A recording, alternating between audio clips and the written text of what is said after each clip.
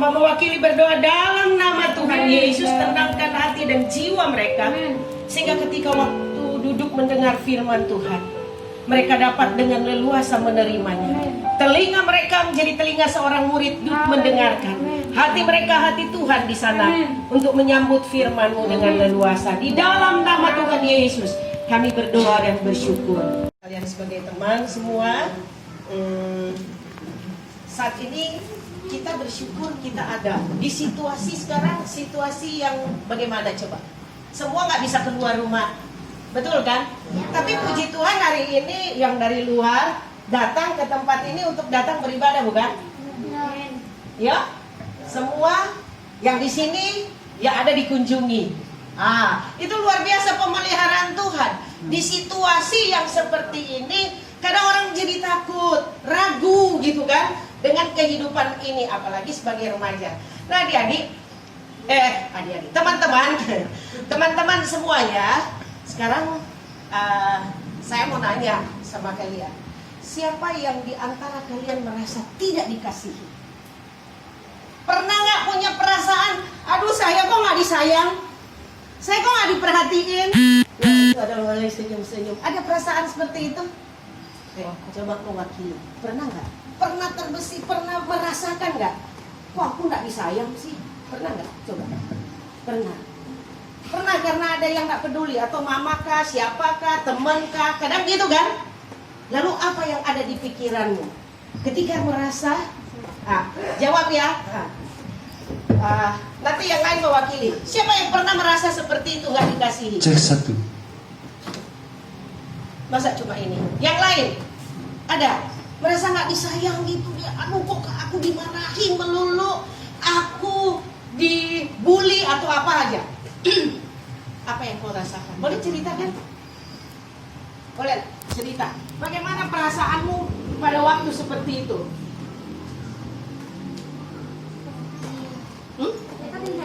Gimana? Sedih. Terus lebih jauh cuma sedih atau apa lagi? Ketika nggak rasa berharga, siapa yang merasa diri nggak berharga? Pernah? Sebagai anak muda, pernah nggak merasa diri nggak berharga hidup ini? Pernah? Boleh cerita, nggak apa-apa. Jangan bilang nggak. Ada begini. Ada satu anak remaja, namanya Melki. Ini nama itu aja ya, saya nggak mau sebut nama yang sesungguhnya. Ketika dia merasa, dia rasa dirinya, dia percaya diri banget, gitu ya. Ternyata di balik rasa kepercayaan diri yang tinggi di dalam dirinya, ketika dia bergaul, orang anggap wah dia baik banget, gitu. Tapi di dalam batinnya dia bergejolak. Lalu suatu waktu dia pergi, itu ada cermin tuh. Lalu lihat, semua ketika bercermin, si Melki ini dia bercermin di kaca. Ternyata dia dari latar belakang keluarga yang kacau, gitu ya. Dari latar belakang keluarga yang selalu diomelin, gitu ya. Karena keluarga kacau kan. Apa-apa dikit salah, gitu kan. Nah itu kerekam di pikiran dia. Ya. Lalu kemudian ketika dia di depan kaca, di depan cermin, terngianglah perkataan, aku tidak berharga. Karena ternyata, kenapa kalimat itu ada? Karena dia pernah alami perkataan yang seperti itu. Kamu bodoh, kamu gak berharga, kamu gak bernilai hidupmu, gitu ya. Itu terngiang. Dia lihat di kaca dirinya, itu terus datang. Nah, lalu kemudian dia rasa, kamu gak disayang. Kamu mulai bergojolak dalam jiwa dia. Di dalam hatinya dia bergelut. Lalu kemudian apa yang terjadi? Di satu waktu, ketika dia sudah tumbuh, ini kan dibilang anak remaja, ketika dia umur 21 tahun, dia dipulihkan Tuhan. Dia berjumpa dengan Tuhan. Peperangan terjadi di dalam batin dan jiwanya. Di satu sisi ketika dia berjumpa dengan Tuhan, diajarkan bahwa kamu begitu berharga. Kamu disayang oleh Tuhan. Terngiang lagi ketika dia balik ke cermin. Karena dia sudah dipulihkan Tuhan, itu yang terngiang. Aku disayang Tuhan, aku diberkati oleh Tuhan, aku dikasihi. oleh Tuhan. Akhirnya merubah cara hidup dia, cara pandang dia. Tadinya ketika dia merasa tidak berharga, dia sedih terus, tapi tidak diketahui oleh orang lain. Dia hidup penuh kepura-puraan. Ketika dia merasa tidak dikasihi, dia kompensasinya dengan apa? Tingkah laku yang akhirnya orang pikir, kok ini anak ini kayak gini gitu ya. Tambah jadi, tambah dibully gitu kan. Tapi ketika dia dipulihkan oleh Tuhan, orang bingung. Loh, kok si Melki sudah berubah ya? Anaknya kok udah gak suka ngelawan, gak rasa sombong gitu ya. Ternyata Tuhan jamah hati dia. Tuhan pulihkan pikiran dia, Tuhan pulihkan hati dia dan perasaan dia. Tadinya dia pengen bunuh diri. Siapa yang pernah merasa ingin bunuh diri? Pernah nggak terlintas? Puji Tuhan, di sini nggak ada ya. Puji Tuhan, nggak ada di sini yang merasa seperti itu. Haleluya, karena ada Tuhan, betul? Nah, baik. Tapi kalau sebelum di dalam Tuhan ada seperti itu, minta dipulihkan Tuhan.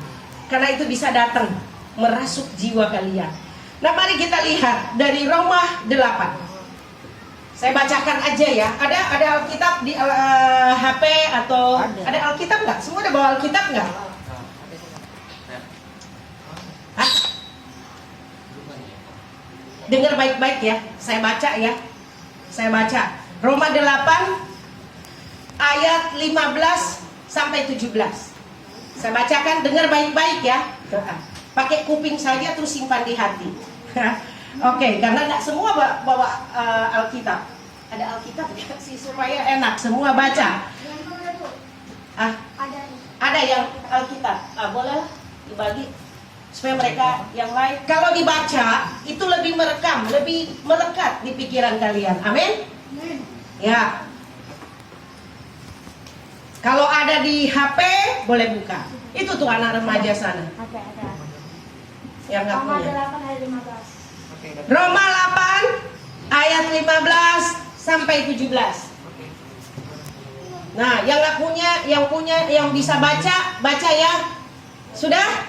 Roma 8 ayat 15 sampai 17. Sudah ketemu? Roma 8 ayat 15 sampai 17. Sudah? Roma 8 melatih supaya bisa buka Alkitab. Ketika kalian mengenal. Kata mengenal berarti kalian menerima dia. Amin. Nah, ketika kalian menerima, ada Roh Kudus nggak diam di dalam kalian? Saat itu, ketika kalian percaya Tuhan Yesus, saat itu Roh Kudus di Alkitab catat ya. Di Efesus juga catat. Efesus 1 ayat yang ke-12 atau 13 atau 14, pokoknya nanti cari situ.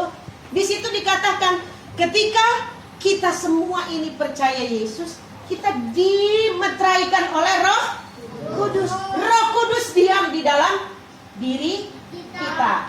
Amin. Nah, kenapa tadi itu cerita Melki? Nah, saya kembali ke cerita tadi. Kenapa ada cerita ini?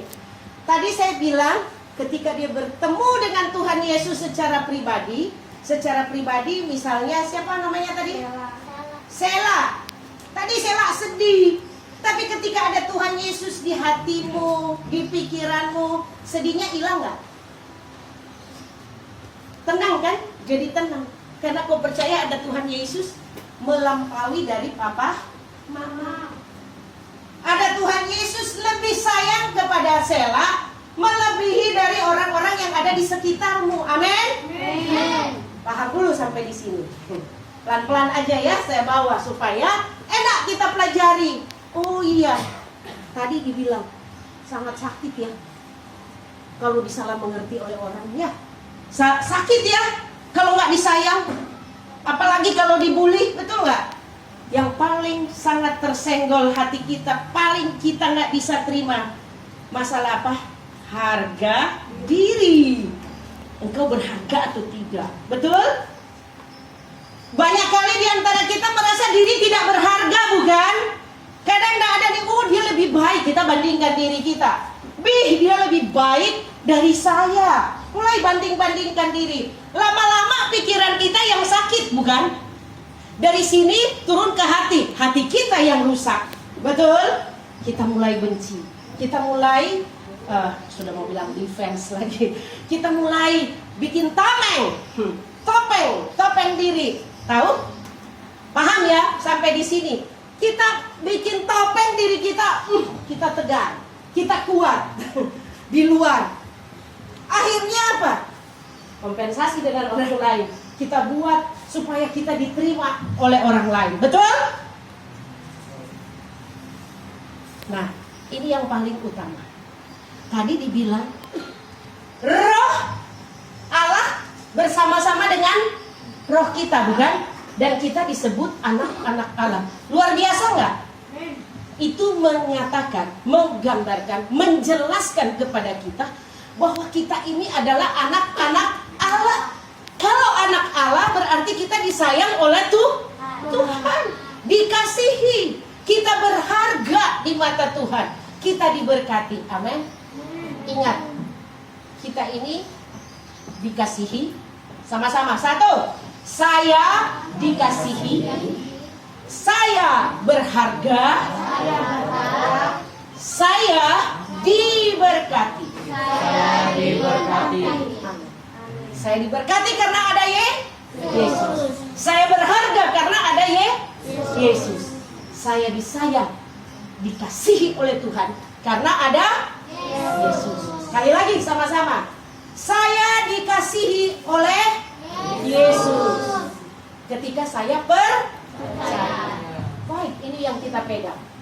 Roh Allah bersaksi bersama-sama kita. Artinya dengan roh kita menyatu nggak? Hebat nggak Tuhan kita yang kita sembah? Di Tuhan yang undang kita masuk di dalam apa? Rancangan Tuhan, rencana Tuhan. Tahu rencana Tuhan? Tahu? Arti rencana, contoh, ini kan karena ada yang kecil, ada yang besar, atau yang besar. Kalian tahu, waktu mau datang di ibadah ini hari apa? Rabu. Semua udah tahu, berarti sudah punya rencana, bukan? Saya hari Rabu jam 1 atau jam 2, biasa jam berapa ibadah? Jam 1. Sudah kerekam, bukan? Hari ini, hari Rabu, saya akan datang ke rumah singgah Kasih Ampera. Ada ibadah.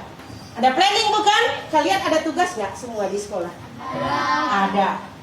Tapi kalian mengkhususkan waktu itu untuk apa? Datang berjumpa dengan Tuhan di tempat ini. Jangan pernah main-main ya. Saya mau katakan sekali lagi, kalau kalian merasa kalian dikasihi, disayang Tuhan, merasa kalian itu berharga karena ada Yesus di dalam hidupmu, jangan engkau sia-siakan waktu yang Tuhan berikan. Ketika engkau belajar, jangan kau pikir, aku nggak mau datang, aku kan banyak tugas. Datang ibadah berapa jam? Paling tinggi 1 jam ya. 1 jam engkau beri untuk Tuhan. Berharga nggak? Sangat berharga buat hidupmu. Buktinya, berkat apa kau dapat hari ini? Engkau diingatkan oleh Tuhan apa? Ketika engkau memuji Tuhan, kau diteguhkan, betul? Ketika berkumpul bersama, kau dikuatkan. Lebih-lebih ketika kau duduk mendengarkan firman Tuhan, di situ kau diingatkan bahwa engkau hidup karena anugerah Tuhan. Amin. Beri kemuliaan buat Tuhan. Mari kita doa sama-sama. Semua datang berdiam diri di bawah kaki Tuhan. Semua mau datang. Tuhan, ini aku. Aku sadar bahwa selama ini banyak hal yang kadang mengganggu di pikiran saya. Kadang ada perasaan saya tidak dikasihi, saya tidak disayang.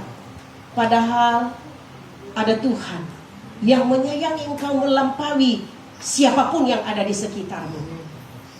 Engkau mungkin jadi takut, engkau ragu, engkau tidak diterima oleh orang lain. Engkau merasa dirimu tidak berharga karena engkau merasa diinjak-injak harga dirimu oleh orang lain. Engkau mungkin dikata-katain, engkau jelek, engkau sombong dan sebagainya. Tapi ada Tuhan. Ada Tuhan Yesus bersama engkau. Dikatakan oleh firman Tuhan, Roh Kudus bersaksi bersama-sama engkau karena engkau anak Allah. Satu luar biasa, kita diberi ahli, kita menjadi ahli waris dari Allah. Kita menjadi keluarga Allah. Luar biasa. Mari kita berdoa. Tuhan Yesus, terima kasih. Siang ini kami dihantar oleh kebenaran firman Tuhan, diajarkan sedemikian rupa bahwa kami ini begitu disayang oleh Tuhan. Terima kasih karena Engkau telah mati bagi kami. Terima kasih karena Engkau mengasihi kami begitu dalam. Kalau ada di antara teman-teman hamba-Mu yang duduk mendengarkan firman-Mu, satu demi satu mereka, kalau ada perasaan-perasaan yang mengganggu, mereka merasa tidak disayang oleh siapapun, oleh orang-orang yang ada di sekitar mereka, hamba mewakili berdoa dalam nama Tuhan Yesus, pulihkan hati mereka, jiwa mereka. Kita di dalam nama Tuhan Yesus, sembuhkan batin mereka. Kalau mereka selama ini merasa tersakiti, kecewa, penuh dengan akar pahit, hamba minta dalam nama Tuhan Yesus, Engkau cabut, Engkau gantikan dengan sukacita. Damai sejahtera Tuhan memenuhi hati mereka. Terima kasih Tuhan. Dan akhirnya mereka mengalami hidup diberkati Tuhan, hidup berlimpah di dalam Tuhan.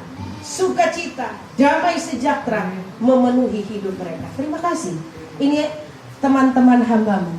Hamba-Mu tidak mengenal mereka satu demi satu, tapi Engkau Yesus yang hidup di dalam dan melalui kehidupan mereka, jauh lebih dalam menyelami perasaan dan pikiran mereka, jauh mengerti dari keterbatasan mereka. Kalau ada di antara mereka punya keterbatasan untuk belajar, untuk merekam pengajaran firman-Mu, hamba mewakili berdoa dalam nama Tuhan Yesus, Engkau terjemahkan lebih dalam kebenaran-Mu, sehingga mereka dapat memahami dengan baik dan hidup dikendalikan oleh firman-Mu. Terima kasih, ini doa kami. Ini kami semua pengurus yang membantu menopang mereka, hamba minta di dalam nama Tuhan Yesus, Engkau urapi mereka, berikan hikmat, kuasa dan wibawa ilahi dalam diri mereka. Terpujilah Tuhan di dalam Kristus Yesus. Sama-sama katakan amin.